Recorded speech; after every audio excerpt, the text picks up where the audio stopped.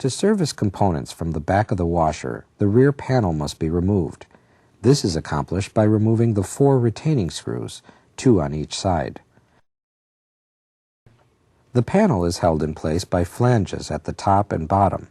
The panel can now be removed by sliding it up until it stops, then pulling out at the bottom to disengage the upper tabs. The following components can now be accessed through the rear opening of the steam models: motor, water level air dome, and rear damper or shock. On non-steam models, the dampers are located on the sides. The rotor, or rotating portion of the direct drive motor, is attached to the shaft of the wash drum by a single bolt at the center. The bolt is very tight and may be difficult to loosen. The rotor can be held by inserting a tool through the vanes to hold it against the stator mounting bolts. Be extremely careful not to damage the stator windings while holding the rotor with this tool.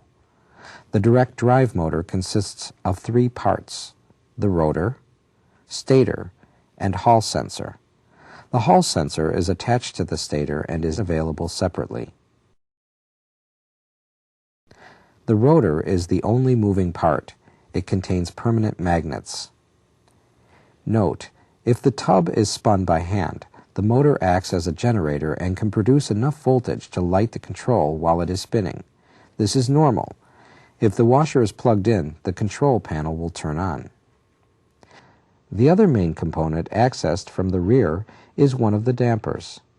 Each end of the damper is anchored with a plastic pin. There is a tab near the pointed end of the pin that locks it in position. To remove the damper, remove each pin by depressing the lock tab and pulling the pin out.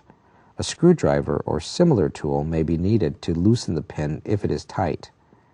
To service components from the top, remove the cabinet top by removing each of the bottom screws from the plastic brackets at the back of the cabinet. With the 2 screws removed, the top can now be slid to the rear about an inch or so, then lifted off and set aside. The following components can be accessed from the top: control panel, also referred to as the display PCB, dispenser housing, turbo steam generator, main PCB, hot fill valve, which is a single coil valve, cold fill valve, which is a 4-coil valve on the steam model, power supply line filter, tub vent with mushroom valve, and less visible from the top are the tub inlet with mushroom valve and pressure switch. There are some differences between the steam and non-steam models. The cold fill valve will only have 3 coils on the non-steam models. In addition, they will not have the mushroom valves in the vent or fill tube, nor will they have the steam generator. Most of the components are very similar to other brands as far as removal and replacement. The items that are different or new will now be shown. These are the turbo steam generator, or TSG, main PCB, mushroom valves, and control panel or display PCB. The steam generator is removed by first removing 6 mounting screws, 2 at the top and 2 at the rear of the support rail, and 2 anchoring the steam generator to the rail. Remember, if the steam option was used or tested recently, the steam generator and steam hose can be extremely hot. Once all the screws have been removed and the rail moved aside, the steam generator can be slid to the rear to release the cabinet side support tabs. Most of the wiring and hose connections can be removed either before or after the steam generator is free. The steam generator contains components that are not serviceable. It is supplied as a complete assembly. The parts of the steam generator include thermistor, water level sensor, overfill sensor, heating element, water inlet, steam outlet, and drain. Assembly is in the reverse order, but don't forget to reattach the steam hose and clamp. It is easy to miss because it hides under the support rail. If the hose is not securely clamped, it can come loose during a steam cycle and cause a leak. To access the main PCB, first dismount the pressure switch, then undo the twist ties on the wiring harness. Next, remove the protective cover by releasing the retaining tabs on the top and right side. The cover can now be removed to expose the wiring harness connections at the main PCB for troubleshooting. If removal is required, disconnect all harness connectors prior to dismounting the board. To dismount the board, remove the retaining screw from the back of the cabinet. The board can then be slid to release the 4 square keyhole slots. Reassembly is in the reverse order. It may be necessary to apply pressure to the rear panel to allow the PCB to be slid into the keyhole slots smoothly. The mushroom valves are located in the tub inlet and tub vent hoses at the top of the tub on steam models. The mushroom valves can be seen once the hose is removed. They help prevent leaks if water surges out during spin. As water hits the underside of the valve is pushed up and seals the hose. The control panel can be removed once the top has been removed.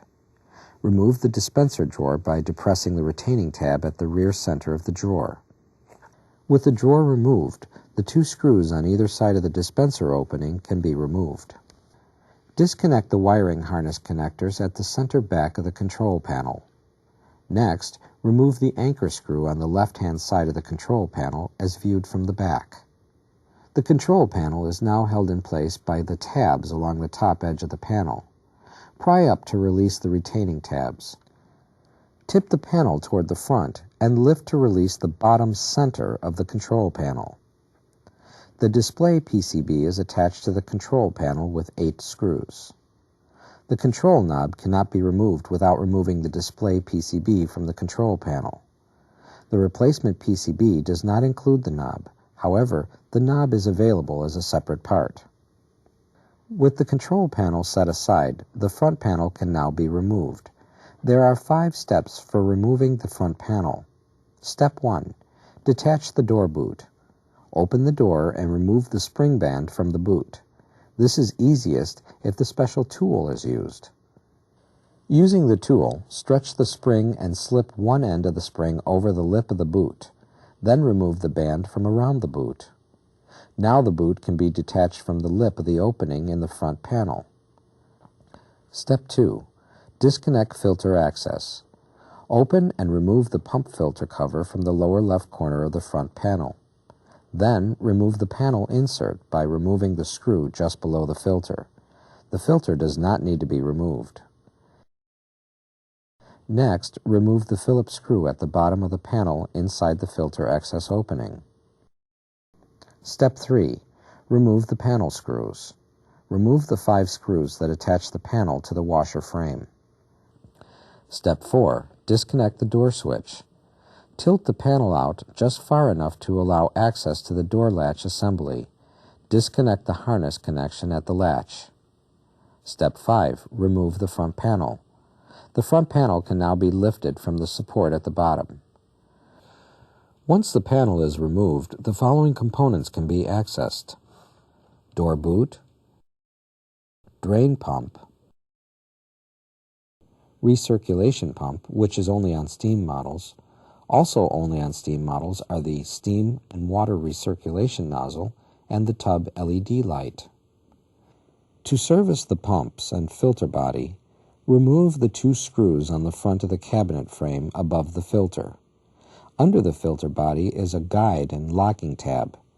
Here is a close-up of the locking tab. The foot of the filter body fits into the guide and the tab locks it in place. To remove the pump assembly, reach behind the filter housing and depress the locking tab with a finger. The pump assembly can now be slid back to remove it. Both the recirculation pump on the right and the drain pump on the left are mounted to the filter body with 3 screws and sealed with an O-ring. Be sure to note the alignment of the pump to the filter body for reassembly. To remove the LED light, first unplug the connector behind the control panel. Then disconnect the strain relief just above the light. The LED is mounted to the boot with a nylon zip tie. Use caution when cutting the zip tie to avoid damaging the boot if the boot is to be reused.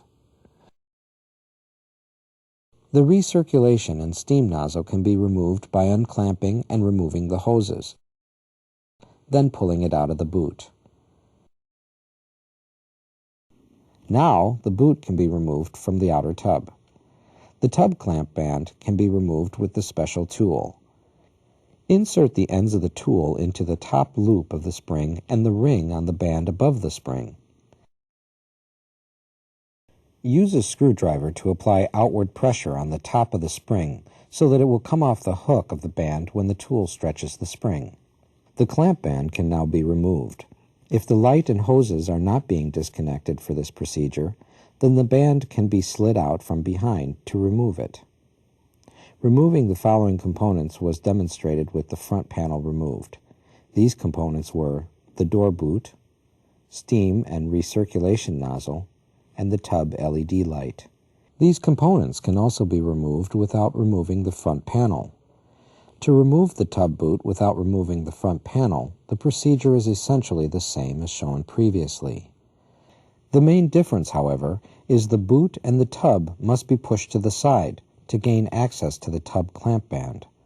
The tool is designed to make it possible to remove the clamp band through the gap between the front panel and the tub. The rest of the procedure is the same. As before, use a flat blade screwdriver to pry the spring outward near the top so it'll come off the hook easily.